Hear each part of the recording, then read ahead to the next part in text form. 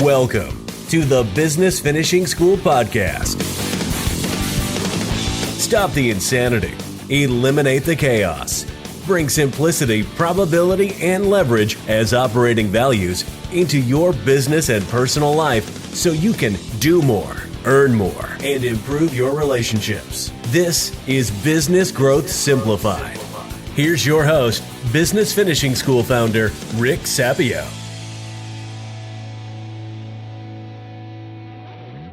Hello, everyone. This is Rick Sapio with my partner, Teresa Kuhn, for another podcast. And this podcast is about creators versus consumers. It seems like when you look out into the world, you experience people kind of living in this daydream of consumption, not realizing that there's people that actually produce the things that we consume. And when you think about teenagers or late teens, their whole life is head down, screens right in front of their faces, just consuming. And I think it's creating a generation of people that don't understand that it takes brutally hard work to create things. So I believe that there's a great bifurcation happening in the world, not between rich and poor, but between those who produce and bust their butts to produce and those who consume, who basically much of their life is absorbed with consumption. And we're filming this and recording this on Black Friday, the day after Thanksgiving. So that makes it interesting. You know, Rick, it's pretty funny. Years ago, I don't know if you remember, maybe, let me see, my son is 24. So I'm talking about like 20 years ago, Black Friday was a big deal. And people would wake up at 4 o'clock in the morning to go sit in line at some store to go buy a bunch of stuff. And they'd spend hours and hours and days just shopping for Christmas. And today, fast forward 20 plus years to today, it's a little bit different. I don't participate in Black Friday, but I think people may not be rushing to the stores as much. I really don't know. I bet they're online digital consumers trying to buy all sorts of stuff on Black Friday online. I feel so disconnected from all things Black Friday, all things shopping for Christmas like that. I don't know. It feels really crazy. I have no doubt you were never a part of the Black Friday consumerism. Do you have any friends that were at one point? I'm sure that I have a ton of friends that do it. I don't know, for whatever reason, it started as a young kid. I just don't like to go to stores. I've always been the type of person that stuff was delivered to my house, whether it's clothes or food. You know, I would just go out to eat all the time. Well, now that I'm married with children, it's a little bit different, but I still don't go to stores generally. And my wife won't ask me anymore because if she sends me to the supermarket, I call 20 times and go, what do you need? Where is it? What aisle? Because I think the whole notion of sheep, going in to eat out of the trough, waiting in line and all that stuff. It just is bizarre to me. And a lot of people know this fact, but it's not something that we talk about. We build more space in the United States for public storage and storage in general than most countries build for human beings. And so our stuff, once a month, lockbox place, you pay once a month and you jam your stuff there that you don't need. That mentality is bizarre. If you kind of zoom out and look at the insanity of that from afar, because most of those public storage places, people die or they stop paying their rent after 5 years and they say, just get rid of all of it. They've got those BS shows I've heard about on TV, storage wars, where people find all this wealth, buried deep inside storage containers, which I'm told from somebody who was in one of those that it's all bullshit, that they actually plant the once a millennial object there. So pretty funny. But shouldn't society be concerned about the stupidity of consumption, or are people just lost in it that they don't realize that there's probably a bigger purpose for their life other than consumption? I don't know. I think all of us have a purpose, but very few of us actually take the time to figure out that purpose. And so we've devolved into this society of consumerism. Well, I actually, me, I go back to the history and the behavior modification and the objective that I think some people had to remove us from our creativity, to separate us from our creativity, to just have a society, a culture, right? With the word CULT, of zombies, the transformation of the world. And let's just say the transformation of America. There's that word trance, TRANCE. And it seems like so many of us are in a trance. We're totally addicted to our screens and consuming information and consuming the garbage that they give us. I know you, and I know when you get on a plane and you look around you, I mean, it happens to me, and I see all these people playing these games. And I don't know if there's any benefit from an intellectual brain stimulation thing, but I'm like, I've never played one of those games. I've never downloaded one of those games. I love to read. I love to stimulate my brain. And I don't know, maybe I'm completely missing out on something, Rick, but I'd much rather, as far as like, if I had children, and I've got my son who's an adult now, I'd rather give him a program where he can create a game, use his brain actively instead of being a passive consumer or a passive participant. There's something that it's doing to our brains, and it's generational, where it seems like each generation is getting dumber and dumber and more passive. Am I wrong? Am I missing something?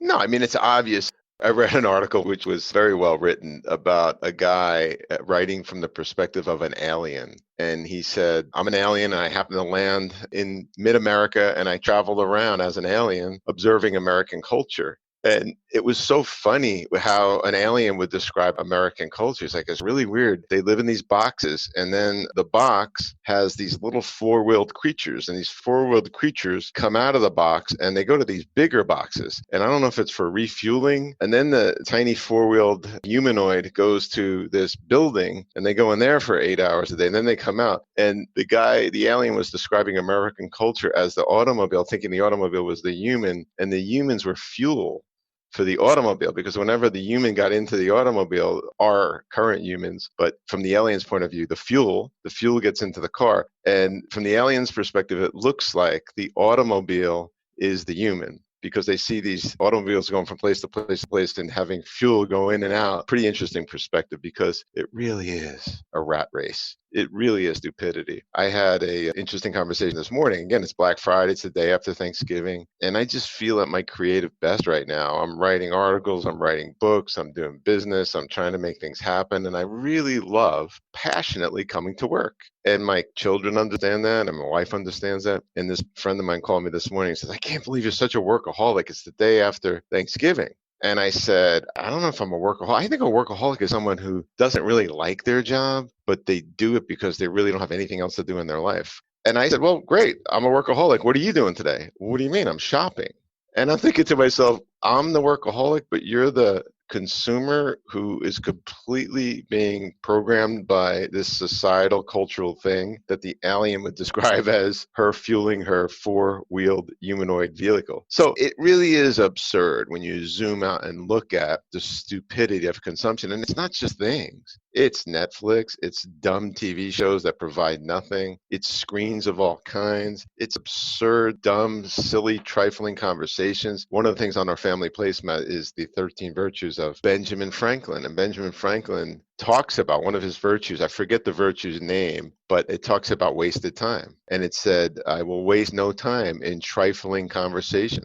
And I think the vast majority of us have trifling conversation both with other people, with ourselves, and with technology, meaning his whole point in that virtue was to not get caught up in nonsense. And that's why when you look at creators versus consumers, I feel like we've devolved into a tiny percentage of people are creating life, creating purpose, creating meaning. And the vast majority of us are just kind of there waiting for our turn at the trough. And interesting to watch. I'm really not even that negative on everything, and a lot of people are negative these days. I just think that's always been the way it is, but it's so much more apparent now.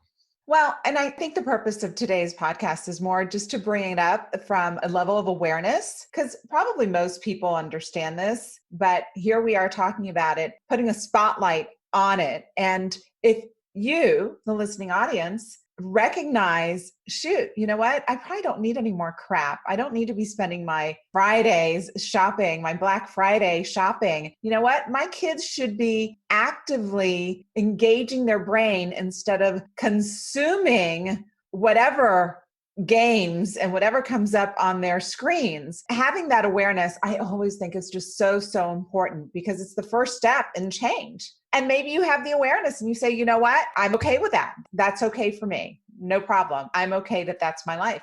great, no problem. If you want something more though, and Rick, that's something we both have in common. It's Black Friday and we're both working and I'm enjoying it. I'm getting stuff done, having conversations that I needed to have and creating. And we're both in our mid 50s and not planning on stopping.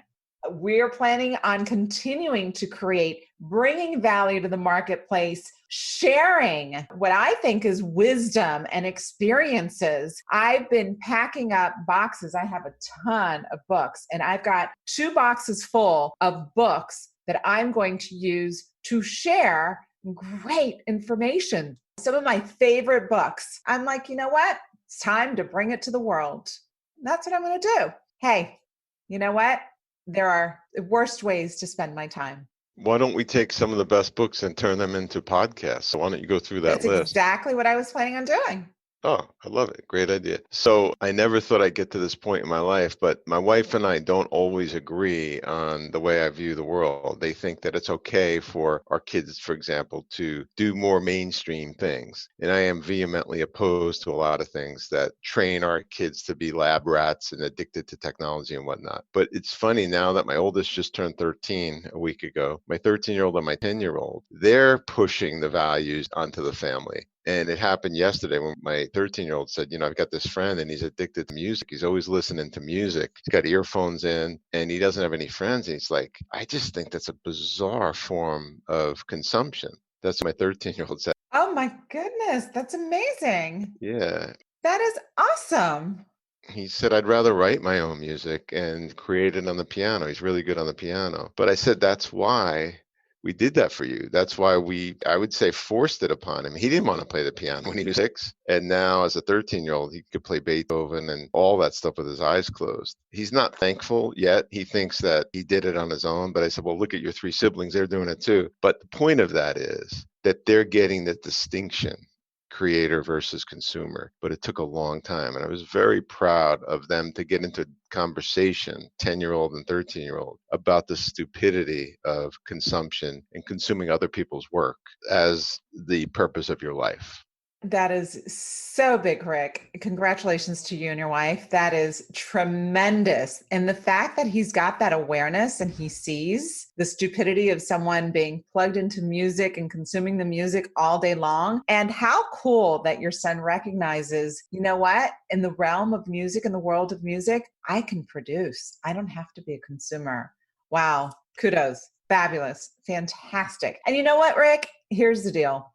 Bottom line, and I'm probably going to piss off a lot of people with what I'm about to say, parenting your way, the way you've done it, is a lot of work. It is a lot of work. It is active parenting. You can be a passive parent and allow your kids to be passive consumers of all the garbage that's out there, or you could be an active parent and it takes a heck of a lot more work to be that active parent. And that's who you and your wife have been, active parents. You too, but why would you think that would piss people off? What you said is very factual. Being a parent and raising independent-minded children is really hard work. When the culture is laughing at you, human beings don't learn. You know, people don't make the same mistake twice. They normally make it 20 or 30 times, and that's the human condition. It's what we are. I think whenever we try to fight humanity, it's a loser's game. All you and I are trying to do is point it out. So maybe, just maybe, a handful of a percentage of you will go, wait a minute, I just got a good idea out of this. I'm going to start doing it this way. But for the most of you, you're going to listen to this passively, find it interesting, and move on to the next podcast. The reason why I think this will piss people off is because it's an awareness of, if you're parenting the lazy way, or if you parented a lazier way, and lazy has a negative connotation to it. So, forgive me, I'm at a limit. I'm not thinking a better word, but I'll give you an example. We spent Thanksgiving with my nephew and his wife that have a 5-week-old little tiny baby. And until you carry a newborn, you really forget how little and fragile they are. And we talked about the family placemat. We didn't do the family placemat with my son. My son's 24. And I had a ping of regret, like, oh, I wish I had done the family placemat. And then I thought, you know what? We did so many things great. And what a gift that my nephew and his wife and their little baby can have that ritual of the family placemat. and that we were able to expose them to having that asset, that tool to raise their child. And so you came up last night. That's the ultimate form of creativity. You're creating a legacy for your family as opposed to just being passive. Here's an interesting story about creator versus consumer. And I like to write notes before the podcast to give me some ideas of what I want to say about it. But about 15 years ago, I started a business with a doctor, an obesity doctor of all things. And we saw this massive market because 30% of children are fat. And at the time, 20% were obese. And so I felt like this is a great combination of doing something great for society and families while also creating some income and creating a nice little business. And it was fascinating. We started the business, we marketed online. And when we got patients to the place, you'd see a 6-year-old who weighed 130 pounds. And the parents would say, no, he's just a little bit overweight. No, the kid could die. He's got type 2 diabetes. And the point is, you're right. I didn't think about it till now. We would piss people off just saying that a clearly massively obese child is obese. And so needless to say, the business never got off the ground because when you tell a parent that their child was obese, instead of the story they've been telling themselves, which is, no, he's got big bones or she's got big bones, it actually is an assault their parenthood. But it didn't occur to me till you brought it up that it pissed them off. I just thought that they were unwilling to admit reality. But now I'm seeing it from a different perspective, live on camera, that they actually took it personally and they got defensive and they were pissed off. So rather than saving their child's life, it was better to just remove us from the conversation.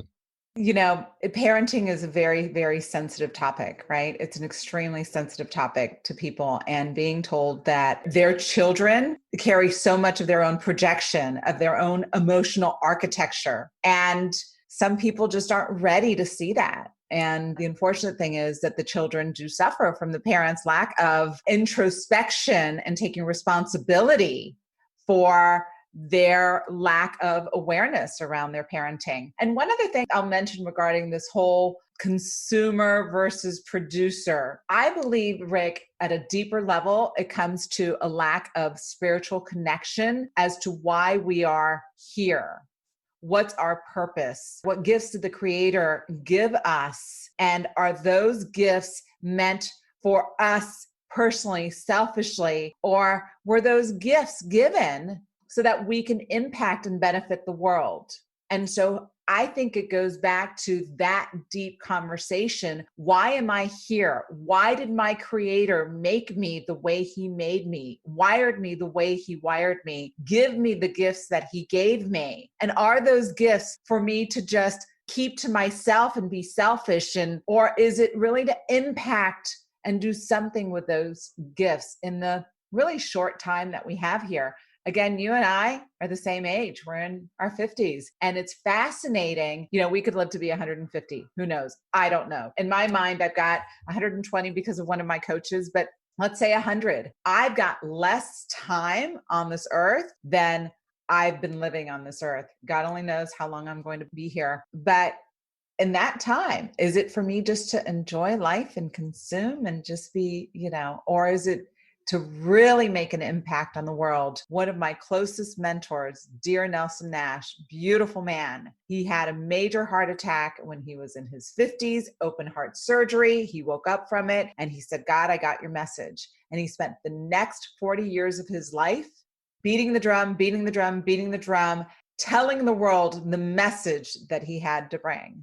You're bringing up a massive topic. Thank you for taking it in this direction. But the ultimate form of creator is the person who takes the time to figure out why they're here. And that's why they say enlightenment is a long journey. Enlightenment is very rarely an aha moment or a lightning strike. It is day in and day out grueling work, whether it's prayer or meditation or purpose work. And it could take decades. And I just think you hinted at it, but people are unwilling to go there, because unfortunately, the powers that be have made life so comfortable for us. I mean, you could sit on your butt with a screen in your hand, order food, order entertainment, order whatever you want, things to divert. People sit around watching pornography for 3 or 4 hours a day. Just think about the insanity of that. And if you were an alien watching this behavior, you think to yourself, wow, what a waste of this gift of life. And so Socrates talked about this and wrote about this years ago, that the vast majority of us want to just exist. So this podcast is for those that don't just want to exist. It's to wake you up. So if you like what you're hearing, refer people to it. Teresa and I have been talking about things like this for a long, long time. We've been on this journey together for a long time and separately for a long time. While you were talking, it reminded me of just the insanity of humans in general. I watched a documentary that somebody sent me and I found it fascinating. It was about the fattest man in the world. And the title of the documentary was The Fattest Man in the World. And it was probably 12 years ago. I can't remember. And this guy had not been out of a bed. He was in his bed in his home since he was like 18. And at the time when the thing was filmed, he weighed 1,300 pounds. You saw his head, and his head seemed like it was in this wallowing of skin everywhere. So it's just him, and he lives with his mom. And it was somewhere in Mexico. I can't remember. I think it was Mexico City. I could be wrong. But what I found most fascinating is the whole show was focused on this guy. It was about an hour long. And then they go in the kitchen, and there's his mom cooking. And the guy interviewing the mom is like, "What are you doing?" Because she showed the audience what she cooks for him every day. And she was about 100 pounds, Hispanic woman, probably 5 feet tall. It's just like, "No, I just always make what my son likes me to make for him." And it's like unbelievably bizarre. This whole creator versus consumer is all wrapped up in that story right there, that here's these two souls that were put on this earth to live a purpose, but what they found is they could actually coexist and co-destroy their lives together. And it was bizarre. Yep, she cooks for me and I eat it, and I love her cooking, and I cook for him and he loves it and it brings me joy. And talk about creator versus consumer. I mean, I don't know if I'm explaining it enough, but the audience should be able to get to the punchline here of just there's an opportunity that we have one time, to your point, Teresa, which I think is a great one. Why not make the most of it?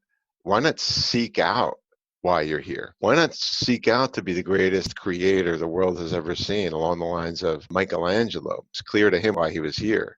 But you have a choice. It's that road or the consumer road. And that's the purpose of this podcast. Well, the only comment I've got there, it's probably going to if we haven't pissed everybody off, this will really piss off the last remaining. But you were talking about that program and it reminded me, we're also the last, 3-4 generations, we've become voyeurs. The people that consume those kind of shows, every bizarre, weird, sick person, and I say that with love and sensitivity to their situations, but look at the quality of programming on television that brings, that to me is that documentary. It's instructive on so many levels, the bizarreness and illness that people have, emotional illness, but so many people love to spend their time watching as a voyeur, those kind of shows. I know somebody who loves those shows where people get married who've never met overseas, like International Brides and stuff. And she's a really super bright girl. And that's just something that she likes to watch. And she's watched all those shows. And I'm like, wow, that's fascinating. T, isn't it designed to be addictive? Isn't that the whole point? So if we know in advance that it's designed to be addictive, why interact with it? Well, and it goes back to 100 years ago, literally 100 years ago, the funding of the universities and those research divisions to figure out how we're wired so that they can use it against us to control us and to keep us zombies. And so it's all by design. You have to have the awareness and you have to be proactive to rise above all of it, to rise above the voyeurism, the consumerism, the passiveness. You have to work really, really, really hard at it.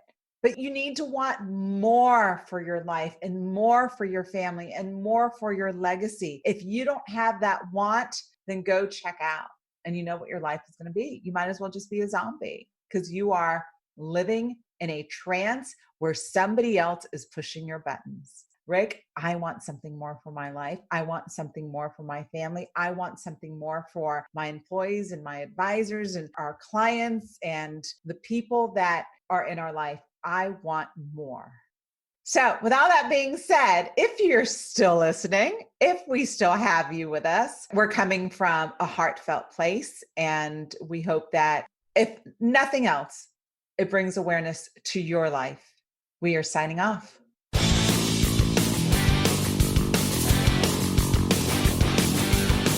Welcome to the Business Finishing School Podcast. Stop the insanity, eliminate the chaos, bring simplicity, probability, and leverage as operating values into your business and personal life so you can do more, earn more, and improve your relationships. This is Business Growth Simplified. Here's your host, Business Finishing School founder, Rick Sapio.